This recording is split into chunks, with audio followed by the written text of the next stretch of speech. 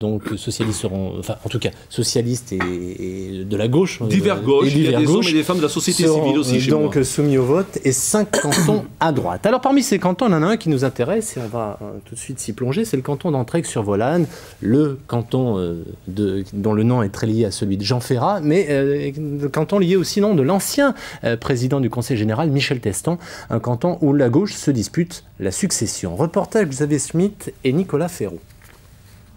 Entraigues-sur-Volane, le pays de Ferrat. Près d'un an après la mort du chanteur, c'est aussi le chef-lieu d'un canton très convoité. Vous allez le voir, les candidats, surtout à gauche, se bousculent dans la montagne. La montagne, elle impose la même ambition à tous les candidats. Concilier ruralité, modernité, environnement et développement. Le canton, c'est 11 villages, 2800 habitants. On est dans un milieu rural, il faut que les gens puissent y vivre, qu'ils s'y sentent bien, mais également tout en respectant ce cadre de vie. Ce cadre de vie est magnifique et il faut qu'on le garde. Pas moins de 6 candidats pour la gauche, tous des hommes. Parité oblige, tous secondés par leur suppléante. Le maire d'Entraigues tente sa chance pour la 2e fois, sans étiquette. Déjà en 2004, je m'étais présenté pour le Conseil général, donc c'est une idée qui me suit depuis longtemps. Et également, c'est vrai qu'en 2011, je trouve que c'est la suite logique pour un maire, en plus chef-lieu de canton. Cette bataille cantonale est une guerre de succession, car l'ancien patron du département ne se représente pas. Il tenait son fief depuis 1979, 32 ans. Il veut se consacrer entièrement à son autre mandat, sénateur. Tout naturellement, je vais soutenir le candidat du Parti socialiste, Robert Rousse, le maire de Saint-Joseph-des-Bancs, lors des prochaines élections cantonales sur le canton d'Entraigues-sur-Volane. Le dauphin désigné est le secrétaire de section du PS. C'est l'un des 4 candidats, également maire. Il mise sur l'intercommunalité. Le canton est dans l'orbite des villes voisines, Aubenas et Vals.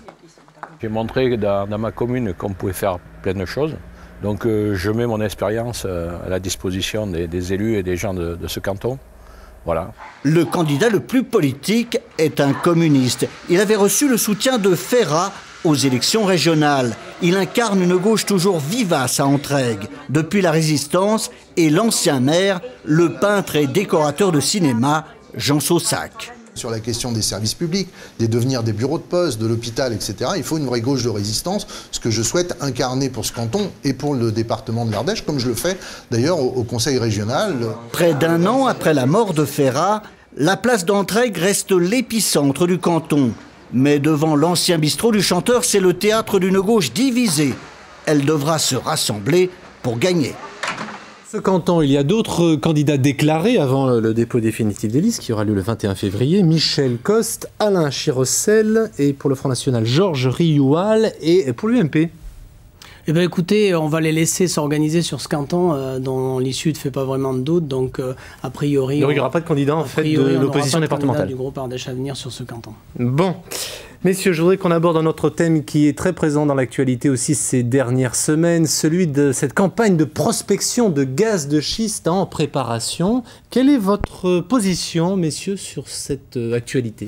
Écoutez, je fais vite, moi j'ai largement communiqué, j'ai posé une question d'actualité au gouvernement à Nathalie Kosciusko-Morizet il n'y a pas très longtemps. Elle a dit qu'elle mettait un moratoire en place. Maintenant, il faut que l'on arrive au terme de ce moratoire à un retrait total du permis d'extraction, parce qu'on considère que l'Ardèche, ce beau département dont on parlait à l'instant, quand on voit Ferrat, quand on voit ses racines, cette histoire magnifique de ce grand et beau département, ne peut pas être défiguré par quelques multinationales pétrolières américaines. Donc voilà, je suis évidemment très contre et je vous le dis aussi pour votre information, puisque je vais engager avec le département et tous les conseillers généraux un cabinet d'avocats très connu qui va nous aider, nous accompagner pour éviter ce massacre environnemental. Jacques Dubail ? Oui, écoutez, on n'est pas souvent ou pas tout le temps d'accord avec le président, mais je veux dire, il faut être objectif. 1, pas de démagogie quand même. 2, un enjeu, le jeu n'en vaut pas la chandelle. 3, le département ne peut pas se permettre ce genre de fantaisie. 4, il y a derrière des professionnels du tourisme, il y a un certain nombre de gens qui vivent de l'activité touristique, agricole et globalement environnementale. Et je crois qu'effectivement, 1 sur la méthode, 2 sur le résultat, on ne peut pas cautionner... Tout le monde est d'accord dans votre groupe ? Oui, les choses sont très claires. Il y aura un vote d'ailleurs au Conseil général dans pas très longtemps, puisque je vais faire prendre un vœu, et j'imagine que ça n'appellera pas d'opposition. Je crois qu'aujourd'hui, l'Ardèche est soudé derrière son président du Conseil général sur ce sujet-là. Oui, alors précision utile sur ce sujet-là, cher Pascal Terrasse. Alors il est un thème qui vous divise, messieurs, et je le sais parce qu'on en a parlé en préparant cette émission, c'est celui de la réforme des collectivités territoriales, et j'aimerais là-dessus qu'on puisse en débattre, on en débattra dans chacune des émissions consacrées au département dans les élections cantonales. Est-ce que, pour vous, Monsieur Dubail, cette réforme était nécessaire et sera-t-elle efficace ? Écoutez, elle est nécessaire, c'est une évidence. Je veux dire, Pascal Terrasse en conviendra, ou en tout cas, s'il n'en convient pas. Je poserai la question après. Oui, mais je vais lui en poser quelques-unes. Mais premièrement, il faut dépassionner le débat et le dédramatiser. Il faut rester objectif sur les questions qui sont posées. Est-ce qu'on peut continuer comme ça? Des cantons de moins de 1000 habitants, des cantons de 30 000 habitants, est-ce qu'on trouve que c'est logique en termes de représentativité? Est-ce que le président du Conseil général remis sur la sellette tous les 3 ans, avec une élection par moitié, est-ce que c'est serein pour une politique départementale? Est-ce que au niveau de la complexité des mécanismes d'intervention, est-ce qu'on trouve ça logique et est-ce qu'il n'y a pas des choses à revoir? Est-ce que quand Pierre Mauroy dit en 2000 qu'il y a un certain nombre de choses qu'il faut absolument remettre à plat, et que globalement c'est quand même les majorités de gauche qui l'ont initié, est-ce qu'on peut aujourd'hui décemment dire qu'il ne fallait pas faire quelque chose? Alors oui, il faut faire quelque chose. Est-ce que la réforme est parfaite? Non. Est-ce qu'il y a des améliorations à faire? Évidemment. Mais de grâce, ne jouons pas la démagogie, et là encore une fois, notre président de conseil général député abuse. Et je voudrais quand même dire quelque chose à nos habitants. Est-ce que c'est normal que la collectivité départementale, aux frais financiers et aux dépenses de la collectivité départementale, ça coûte jamais on puisse, nous, opposition départementale, intervenir, fasse des documents sur la déforme de la réforme territoriale, en disant que globalement, c'est la déforme, justement, c'est la déforme, en disant que globalement, les associations sportives, culturelles ne pourraient plus être aidées, alors que la loi vient de dire que globalement, l'intervention sera encore possible. Alors, de grâce, soyons objectifs, il y a des compétences à revoir, il y a des choses à clarifier, tout n'est pas parfait, mais soyons un peu adultes, on ne peut plus continuer comme cela. Pascal Terrasse. Oui, Jacques Dubail a la particularité d'être conseiller général de l'agglomération de Valence, et il n'est pas totalement concerné par cette réforme. Moi, je vais vous montrer une autre carte. Si, je suis celle-là. Cette carte-là, c'est la partie bleue, là où il y aura des conseillers territoriaux. La partie jaune, c'est la partie qui sera, la plus rurale de l'Ardèche, sera totalement exclue. On va passer de 43 élus en Ardèche à 17. Au début, c'était 19, c'est 17 maintenant. Donc je dis, voilà, toute la partie rurale de l'Ardèche disparaîtra. Et quand Jacques Dubail nous dit, en gros, qu'il va falloir regrouper des cantons, si on veut arriver à la moyenne, comme le dit la loi des cantons, ça veut dire en gros entre 10 et 15 000 habitants. Ça veut dire que dans certains secteurs, vous aurez 4 à 5 cantons qui seront regroupés avec une personne qui sera à Lyon et une personne qui sera à Privas. On ne fait pas d'économie et en plus on éloigne l'élu de la proximité. Moi j'aime beaucoup l'Ardèche et vous le savez, j'aime la ruralité aussi et je veux défendre cette ruralité. Mais moi aussi, Monsieur le Président. Et je pense qu'aujourd'hui c'est une mauvaise disposition.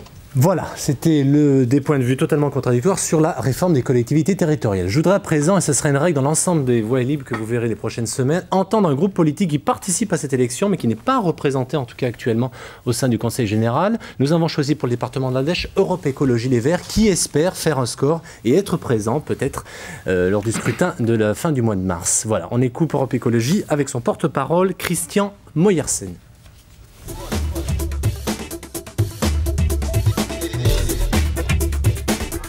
Je dirais que les politiques qui sont menées aujourd'hui ne vont pas à l'encontre de toutes les idées environnementalistes ou écologistes. Les politiques sont menées avec beaucoup de douceur et beaucoup de tranquillité. L'objectif des écologistes, c'est de mener des politiques avec un peu plus d'énergie, avec même beaucoup plus d'énergie et de conviction sur certains dossiers. L'alimentation bio dans tous les repas de tous les collèges, puisque c'est un effet qui pourrait être porté par la décision du Conseil général, d'avoir une alimentation qui serait une éducation quelque part à la citoyenneté et au devenir de notre territoire. Trouver des produits bio et locaux et expliquer comment ils ont été cuisinés dans les cuisines de nos collèges, c'est une manière d'apprendre la citoyenneté et comment sera le devenir de notre territoire dans les années qui viennent si on veut bien lui donner de l'avenir. les élections, c'est un moment où l'électeur peut choisir l'avenir du monde, l'avenir de son pays, l'avenir de son département. C'est un moment où il peut choisir entre un système économique et social qui est toujours orienté vers la compétition et vers l'argent, ou à un moment donné vers d'autres politiques, vers la sobriété, vers des choix écologiques, vers des choix de respect de la vie. On souhaiterait, comme à la région, comme à l'Europe, avoir des représentants pour influer le débat et puis innover un petit peu au niveau de cette Assemblée. Alors je pense que ces élections cantonales, c'est un grand moment pour nous, puisque nous espérons d'avoir quelques élus au sein de cette Assemblée. Voilà, le débat sur les cantonales en Ardèche se termine. Merci beaucoup, messieurs, de vous être exprimés. C'était fort intéressant. Merci. La semaine prochaine, nous parlerons du département de l'Ain. Un gros merci aux équipes techniques, à la documentation de France 3, Jean-Marc Greffin, Antoine Oricelli. Et puis tout de suite, le journal régional présenté par Paul Satis. Bonne journée à vous tous.